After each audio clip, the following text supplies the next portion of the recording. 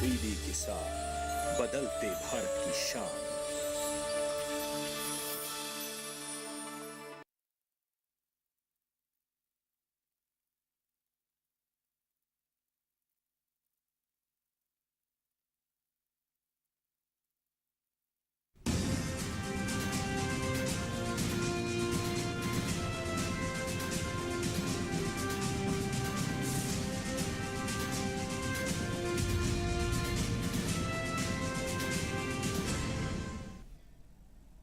नमस्कार, किसान समाचार में आपका स्वागत है। मैं हूं साइमा खान। सबसे पहले नजर हेडलाइंस पर।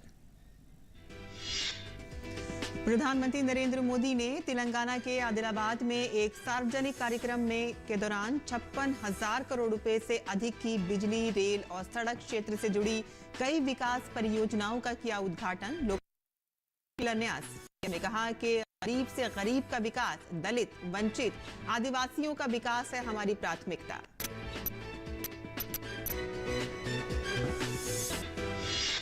देश के खाद्य सुरक्षा लक्ष्यों को पूरा करने में उर्वरक क्षेत्र निभा रहा है एक अहम भूमिका। देश उर्वरक क्षेत्र में सफलता के नित नए सोपान चढ़ता जा रहा है, जिससे देश भर के किसान भाई हो रहे हैं लाभान्वित।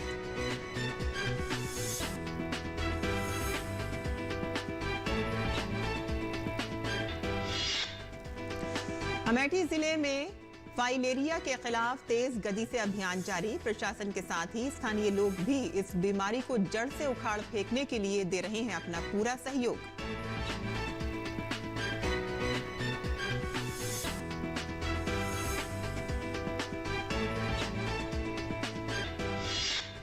मौसम विभाग ने बिहार, झारखंड, पश्चिम बंगाल और सिक्किम में बारिश की जताई आशंका और इसके साथ ही कहा कि अगले 3 दिनों तक उत्तर पश्चिम भारत में अधिकतम तापमान में 4 से 5 डिग्री सेल्सियस की हो सकती है वृद्धि।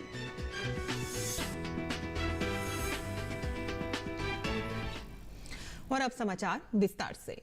प्रधानमंत्री नरेंद्र मोदी ने तेलंगाना के आदिलाबाद में एक सार्वजनिक कार्यक्रम के दौरान 56,000 करोड़ रुपए से अधिक की बिजली, रेल और सड़क क्षेत्र से जुड़ी कई विकास परियोजनाओं का उद्घाटन, लोकार्पण और शिलान्यास किया। इन परियोजनाओं का मुख्य फोकस बिजली क्षेत्र पर है। उन्होंने तेलंगाना के पेद्दापल्ली में एनटीपीसी की 800 मेगावाट की तेलंगाना सुपर थर्मल पावर परियोजना यूनिट 2 को राष्ट्र को समर्पित किया और इसके साथ ही नव विद्युतीकृत Ambari Adilabad Pimpalkhuti rail line राष्ट्र को समर्पित की।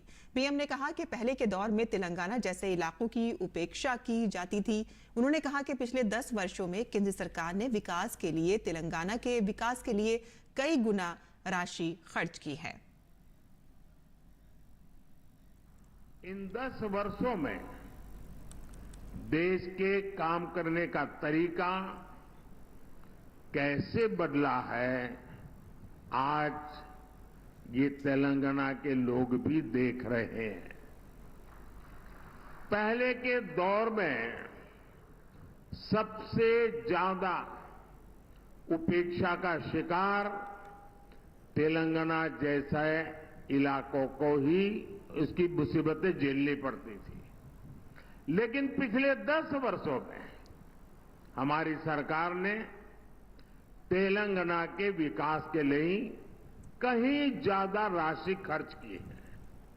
हमारे लिए विकास का मतलब है गरीब से गरीब का विकास, दलित, वंचित, आदिवासियों का विकास। हमारे इन प्रयासों का परिणाम है कि आज 25 करोड़ लोग गरीबी से बाहर आ चुके हैं। ये हमारी गरीब कल्याण योजनाओं की वजह से मुमकिन हुआ है। पीएम ने कहा कि केंद्र की सरकार राज्यों के विकास से देश के विकास के मंत्र पर चलती है। उन्होंने देश की तेज विकास दर की भी चर्चा की। केंद्र की हमारी सरकार राज्यों के विकास से देश के विकास के मंत्र पर चलती है। इसी तरह जब देश की अर्थव्यवस्था मजबूत होती है तो देश के प्रति विश्वास बढ़ता है तो राज्यों को भी इसका लाभ मिलता है, राज्यों में भी निवेश बढ़ता है। आप लोगों ने देखा है कि पिछले 3-4 दिनों से पूरी दुनिया में भारत की तेज विकास दर, इसकी चर्चा हो रही है। दुनिया में भारत ऐसी इकलौती ओनली बड़ी अर्थव्यवस्था बनकर उभरा है जिसने पिछले क्वार्टर में 8.4% की दर से विकास किया है। और देश के खाद्य सुरक्षा लक्ष्यों को पूरा करने में उर्वरक क्षेत्र एक अहम भूमिका निभा रहा है। बीते 10 सालों में इस क्षेत्र में कई महत्वपूर्ण बदलाव देखे गए हैं। पीएम मोदी के दूरदर्शी नेतृत्व में भारत का उर्वरक क्षेत्र सफलता के नित नए सोपान चढ़ता जा रहा है।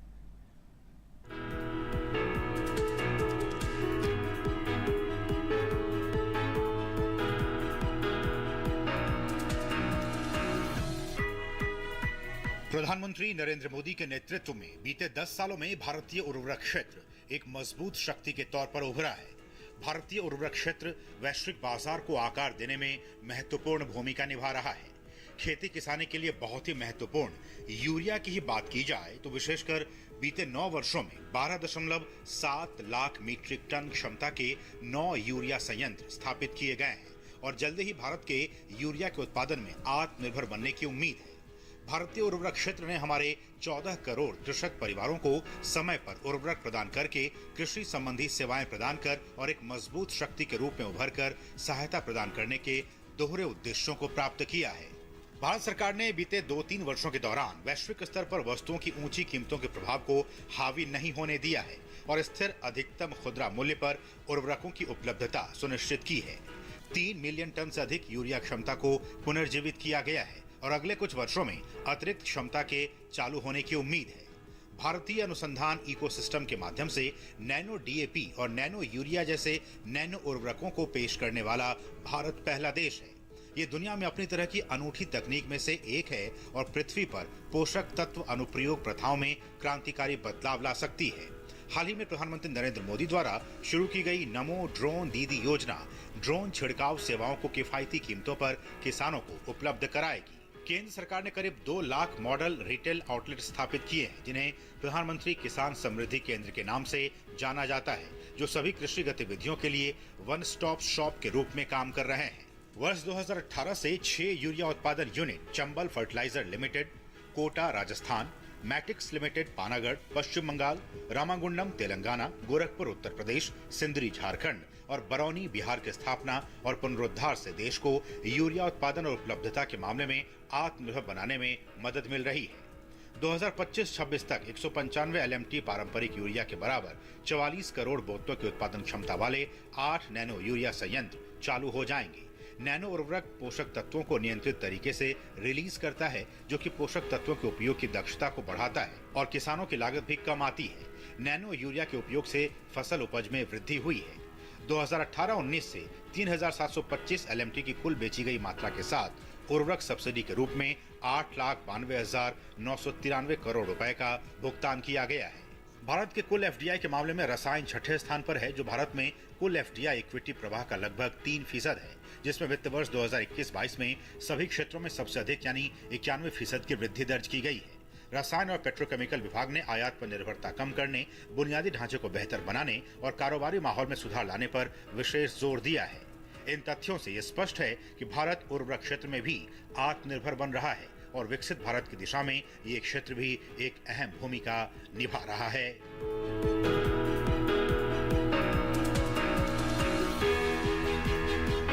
Bureau report, DD news. और समाधान समूह स्वावलंबी भारत अभियान के सहयोग से स्वदेशी जागरण मंच के तत्वाधान में नई दिल्ली में भारतीय उद्यमिता उत्सव 2024 का नई दिल्ली के भारत मंडपम में आयोजन किया गया। समारोह में बतौर मुख्य अतिथि भाग लेने आए जूना पीठाधीश्वर आचार्य महामंडलेश्वर स्वामी अवधेशानंद गिरी ने कहा कि प्रधानमंत्री नरेंद्र मोदी के 2047 के नए भारत की संकल्पना को साकार करने में आज के उद्यमशील युवाओं की भूमिका अहम होने वाली है। देखते हैं ओपी यादव की यह खास रिपोर्ट। देश में उद्यमशीलता को बढ़ावा देकर भारत को विकसित राष्ट्र बनाने की संकल्पना के क्रम में समाधान समूह और स्वावलंबी भारत अभियान के सहयोग से स्वदेशी जागरण मंच के तत्वाधान में दिल्ली के प्रगति मैदान स्थित भारत मंडपम में भारतीय उद्यमिता उत्सव 2024 का आयोजन किया गया। समारोह में बतौर मुख्य अतिथि भाग लेने आए जूना पीठाधीश्वर आचार्य महामंडलेश्वर स्वामी अवधेशानंद गिरी ने कहा, परमार्थ सेवा के लिए लिया गया संकल्प ही सफलता का मूल मंत्र है। संकल्प बहुत बड़ी चीज है। संकल्प से सिद्धि होती है, उसी में समाधान है, उसी में पूर्णता है। और वही मुझे लगता है कि सारी सफलताएं, जीवन की श्रेष्ठताएं, दिव्यताएं वहीं समाहित है। वैदिक मंत्र है, तन्मे मनः शुभ संकल्प मस्तु। कार्यक्रम में मौजूद स्वदेशी जागरण मंच के राष्ट्रीय संयोजक आर सुंदरम ने कहा कि देश की अर्थव्यवस्था को बढ़ावा देने वाले उद्यमियों के प्रोत्साहन का अभियान हमने कोरोना काल में शुरू किया था। कार्यक्रम के शिल्पकार और समाधान ग्रुप के अध्यक्ष सीए मुकेश शुक्ला ने कहा कि 1999 में सामाजिक सरोकार से युक्त सेवा की शुरुआत की गई थी और 2016 से उद्यमिता को बढ़ावा देने के लिए हम समर्पित हैं। समारोह के दौरान भारत एट 2047 पुस्तक का विमोचन भी किया गया। मीडिया से बात करते हुए स्वदेशी जागरण मंच के राष्ट्रीय सह संगठक सतीश कुमार ने कहा, यह पुस्तक 5 प्रमुख बिंदुओं पर केंद्रित है। उत्सव के दौरान आविष्कार ग्रुप के संस्थापक विनीत राय ने कहा कि आज के युवा 2047 के भारत के कर्णधार हैं, इसलिए इन्हें उद्यमशील बनाने की जरूरत है। उद्यमिता उत्सव की जूरी टीम ने श्री कर्ण नरेंद्र कृषि विश्वविद्यालय जॉबनेर के कुलपति प्रोफेसर बलराज सिंह को कृषि क्षेत्र में उद्यमशीलता को बढ़ावा देने के लिए उद्यमिता पुरस्कार 2024 के लिए चयनित किया। कुलपति प्रोफेसर बलराज सिंह ने इस पुरस्कार के लिए राजस्थान के नवाचारी किसानों खेमाराम चौधरी और दिनेश निठारवाल को पुरस्कार के लिए नामित कर दिल्ली भेजा और अवार्डी किसानों को बधाई भी दी। प्रगति मैदान नई दिल्ली के अंदर हमारे 2 बहुत ही प्रगतिशील जो किसान हैं, जो संरक्षित खेती करते हैं, बस्सी झाझड़ा जॉबनेर के पास जो गांव है वहां से, और वो संरक्षित खेती में इस तरीके का काम करने वाले पहले किसान हैं। और आज बस्सी झाझड़ा संरक्षित खेती का विषम परिस्थितियों में एक बहुत ही सफलतम मॉडल है संरक्षित खेती का। इसकी चर्चा हम अक्सर करते हैं और हमारा प्रयास है कि लगातार हम ऐसे किसानों की मदद, तकनीकी रूप से मदद करें, जैसे कि हमने इन लोगों की मदद की है। और लगातार हम इनसे जुड़े रहते हैं और हर प्रकार की जो भी तकनीकी जानकारी है वो इन किसानों तक करते रहते हैं। और इनको अलग अलग जो भी जितने भी कार्यक्रम विश्वविद्यालय द्वारा आयोजित किए जाते हैं उनमें हम इनका पार्टिसिपेशन कराते हैं, भागीदारी कराते हैं। और मुझे बड़ी खुशी है कि आज उद्यमिता उत्सव 2024 के दौरान एग्री ग्लो फार्मर जो अवार्ड है वो हमारे जो 2 प्रगतिशील किसान हैं, श्री खेमाराम जी चौधरी और श्री दिनेश निठारवाल, उनको आज प्रगति मैदान में दिए गए हैं इस उत्सव के दौरान। और विश्वविद्यालय जो है निरंतरता से ऐसे किसानों की भविष्य में भी मदद करता रहेगा। भारतीय उद्यमिता उत्सव 2024 में कृषि और अन्य क्षेत्रों में स्टार्टअप शुरू कर उद्यमी बने अवार्डी प्रतिभागियों ने भी अपने विचार रखे। जो पुरस्कार मिला उसके लिए मैं देश के सभी किसानों को कहूँगा कि वो भी कोई अच्छा काम करे और देश के लिए नाम रोशन करे, तो हर किसान को ये पुरस्कार मिले। पुरस्कार मिला है तो हमें बहुत अच्छा लग रहा है कि हम इस प्रोत्साहन से, पुरस्कार से आने वाली पीढ़ी और आने वाले साथी भी ये सोचेंगे कि अपन भी अच्छा करें तो अपन को भी पुरस्कार मिले और आगे बढ़े। समारोह के दौरान उद्यमिता कंसल्टेंसी के लिए बिज प्लेटफॉर्म भी लॉन्च किया गया। कार्यक्रम में 2 सत्र रखे गए थे, जिनमें पहले सत्र में उद्यमिता की नींव में मुख्य रूप से उद्यम की स्थापना पर फोकस किया गया, जिसमें कृषि, food processing, services, real estate और अन्य क्षेत्रों पर चर्चा हुई। वहीं दूसरे सत्र में उद्यमिता का भविष्य और स्टार्टअप, मैन्युफैक्चरिंग, महिला उद्यमी, सामाजिक उद्यम और शिक्षा पर चर्चा सत्र का आयोजन किया गया।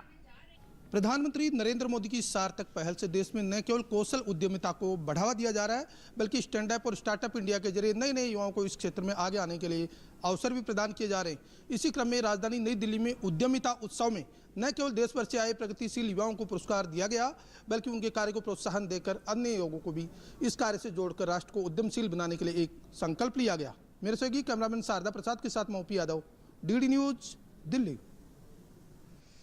और अमेठी जिले में फाइलेरिया के खिलाफ अभियान तेज गति से जारी है। प्रशासन के साथ ही स्थानीय लोग भी इस बीमारी को जड़ से उखाड़ फेंकने के लिए अपना पूरा सहयोग दे रहे हैं। देखिए अमेठी के एक गांव से हमारे संवाददाता नवाजिश चौधरी की ये खास रिपोर्ट। हम अभी अमेठी के कटारी गांव में हैं। यहाँ भी 40 से 45 लोग फाइलेरिया जैसी घातक बीमारी से पीड़ित हैं। यहाँ बुजुर्ग हैं, महिलाएं हैं, बच्चे हैं, बहुत सारे लोगों को यहाँ फाइलेरिया है। हम यहाँ के लोगों से बात करते हैं, इनसे जानते हैं कि यहाँ किस तरह से ये लोग अपनी आने वाली पीढ़ियों को इस बीमारी के प्रति जागरूक कर रहे हैं और वो क्या क्या स्टेप्स हैं जिससे बचाव के लिए ये लोग अपने तरीके अपना रहे हैं। आइए बात करते हैं। इस टाइम पे अभी जो है फाइलेरिया का प्रोग्राम चल रहा है, तो इसका बचाव यही है कि आप दवा खाइए, क्योंकि रोग होने के बाद इसको ठीक नहीं किया जा सकता है। और मैं घर घर जाके सब फाइलेरिया से बचाव की दवा खिला रही हूँ सबको। सर हम घर घर जाते हैं, लोगों को फाइलेरिया की दवा खिलाते हैं, उसके बारे में बताया जाता है कि ये साल में एक खुराक दी जाती है। हम सबको आशाएं जो हैं दवा खिलाई हैं। सर हम सबसे यही कहेंगे कि जो हैं हमारे मतलब सभी भाई बहन लोग, माता पिता लोग, वो सभी लोग दवा खाते रहें हमेशा। जिनको पहले जो है वो जो डॉक्टर निर्देशित करता है उसी को अपनाते हैं, एहतियात बरतते हैं, दवा खाते हैं। मैं आशा बहू के साथ जाता हूँ और जो लोग बचे हैं उनसे कहता हूँ कि सभी लोग दवा खाओ, नहीं मेरी तरह जिंदगी बर्बाद हो जाएगी। जैसा आपने देखा और सुना, इस कटारी गांव में बहुत सारे फाइलेरिया से पीड़ित मरीज हैं। ये लोग अपने लेवल पे लोगों में जागरूकता फैला रहे हैं, साथ ही जो फाइलेरिया से बचने के तरीके हैं वो अपना रहे हैं। आशा कार्यकर्ता लोगों के घरों में जाती हैं, उनको दवा खिलाती हैं। जो दवा नहीं खाते हैं उनको कन्विंस करने की कोशिश की जाती है कि आप दवा खाएं। ये कितनी घातक बीमारी है, आपकी ज़िंदगी को ये कैसे प्रभावित कर सकती है। कैमरामैन आशुतोष के साथ नवाजिश चौधरी, डीडी न्यूज़, अमेठी। और मौसम विभाग ने बिहार, झारखंड, पश्चिम बंगाल और सिक्किम में बारिश की आशंका जताई है। मौसम विभाग का कहना है कि उत्तराखंड में विभिन्न स्थानों पर तेज बारिश और बर्फबारी के कारण पूर्वी उत्तर प्रदेश में तापमान कम होने की संभावना है, तो वहीं हिमाचल प्रदेश, उत्तराखंड और उत्तर प्रदेश के अलग अलग स्थानों पर आंधी चलने और बिजली कड़कने की संभावना है। मौसम विभाग ने यह भी कहा है कि असम, मेघालय और नागालैंड में गरज और बिजली के साथ हल्की बारिश होगी और इसके साथ ही कहा है कि अगले 3 दिनों तक उत्तर पश्चिमी भारत में अधिकतम तापमान में 4 से 5 डिग्री सेल्सियस की वृद्धि हो सकती है। राजधानी दिल्ली में कुछ दिनों तक बादल छाए रहेंगे। और दिल्ली विकास प्राधिकरण द्वारा 2 दिवसीय पलाश फ्लावर फेस्टिवल 2024 का आयोजन किया गया है। फूलों के इस उत्सव को राष्ट्रीय राजधानी में डीडीए ग्रीन्स शिवाजी मार्ग पर मनाया जा रहा है। देखते हैं हमारी यह खास रिपोर्ट।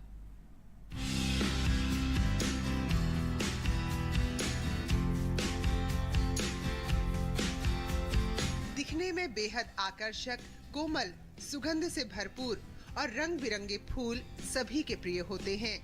बसंत का मौसम हो और सदाबहार फूलों की चर्चा न हो, भला कैसे हो सकता है। फूलों के इसी उत्सव को राष्ट्रीय राजधानी में डीडीए ग्रीन्स शिवाजी पार्क पर मनाया जा रहा है।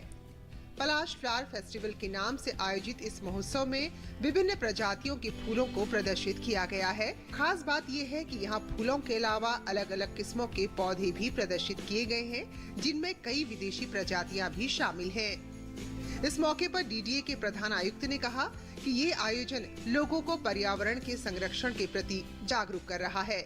ये पिछले साल से हमने शुरू किया है। पिछले साल के रिजल्ट्स बड़े इनकरेजिंग थे। इस साल भी हमें पूरी उम्मीद है कि आसपास की पब्लिक यहाँ आएंगी और इस फेस्टिवल में 4 चांद लगाएंगे।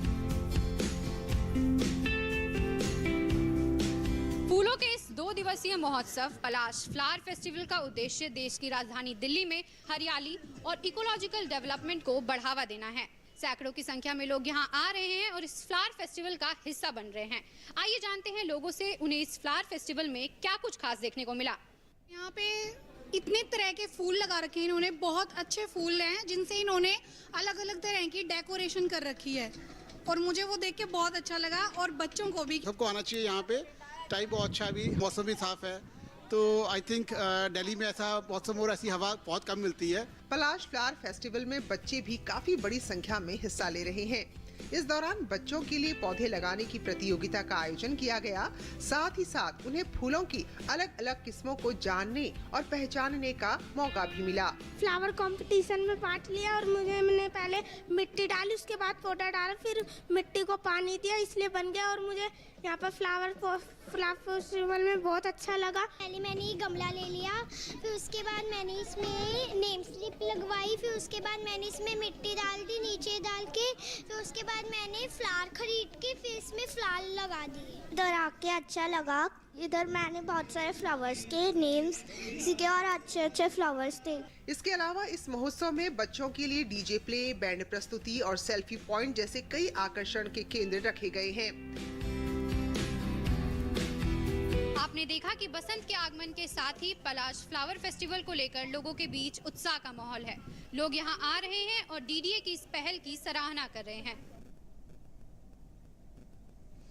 और अब बात करते हैं मौसमी खेती की। किसान इस मौसम में कैसे रखें अपनी खेती का ख्याल, आइए देखते हैं।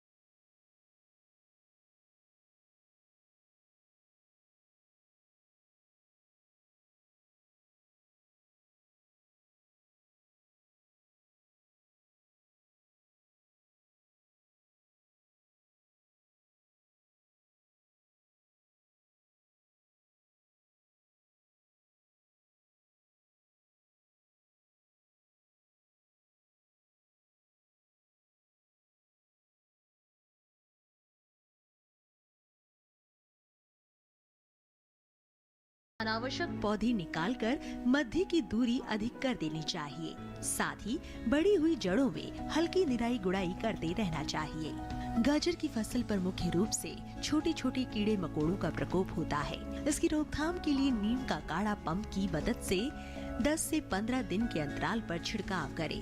गाजर की फसलों में आर्द्र गलन रोग के कारण बीज के अंकुरित होते ही पौधे संक्रमित हो जाते हैं। जिससे तने का निचला भाग जो भूमि की सतह से लगा रहता है सड़ जाता है। फलस्वरूप पौधे वहीं से टूटकर गिर आते हैं। इस रोग की रोकथाम के लिए विशेषज्ञों की सलाह पर बीजोपचार कर ले। गाजर की जड़ों की खुदाई तभी करें जब वे पूरी तरह विकसित हो जाएं। खेत में खुदाई के समय पर्याप्त नमी रखें। साथ ही फसलों को सुखाकर उचित स्थान पर भंडारित करें।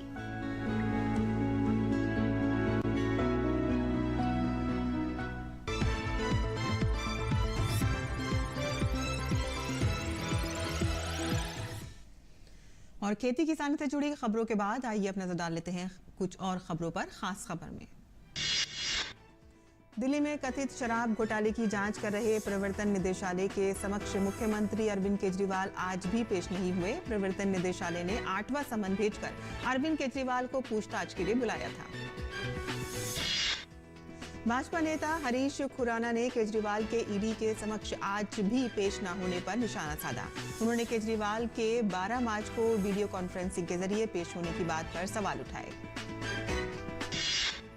पश्चिम बंगाल में भाजपा प्रदेश अध्यक्ष सुकांत मजुमदार के काफिले की एक कार रविवार को दुर्घटनाग्रस्त हो गई। इस घटना में सुकांत के सिर पर चोट लगी है। सुकांत के अंगरक्षक भी घायल हो गए हैं। बिहार की राजधानी पटना के गांधी मैदान थाने में बीजेपी के युवा प्रदेश प्रवक्ता कृष्णा सिंह ने लालू यादव के खिलाफ प्रधानमंत्री पर अभद्र टिप्पणी करने के आरोप में एफआईआर दर्ज कराई है। भारतीय नौसैनिक जहाज आईएनएस किल्टन और रॉयल मलेशियाई जहाज कैडी लैकिर ने विशाखापट्टनम में समुद्र लक्ष्मण प्रशिक्षण के समुद्री अभ्यास के दौरान बहुआयामी समुद्री अभ्यास किया। केंद्रीय गृह मंत्रालय ने कर्नाटक के रामेश्वरम कैफे ब्लास्ट की जांच राष्ट्रीय जांच एजेंसी को सौंप दी है। मामले की गंभीरता को देखते हुए जांच एनआईए को सौंपी गई है। रामेश्वरम कैफे में 1 मार्च को कम तीव्रता का आईईडी ब्लास्ट हुआ था, जिसमें 10 लोग घायल हुए थे।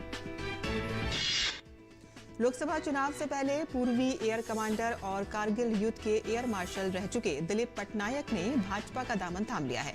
उन्होंने कहा है कि भाजपा में रहकर जनता की सेवा करने का मौका मिलता है।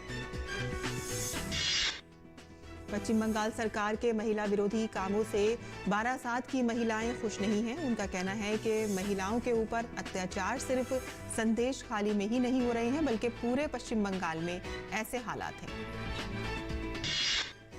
पश्चिम बंगाल के खड़गपुर से भाजपा सांसद दिलीप घोष ने टीएमसी पर हमला बोला। दिलीप घोष ने कहा है कि अब तक बंगाल में सिर्फ ममता बनर्जी और कांग्रेस का नाम चलता था। प्रधानमंत्री नरेंद्र मोदी ने पश्चिम बंगाल के लिए जो काम किए हैं वे कभी किसी और ने नहीं किए हैं।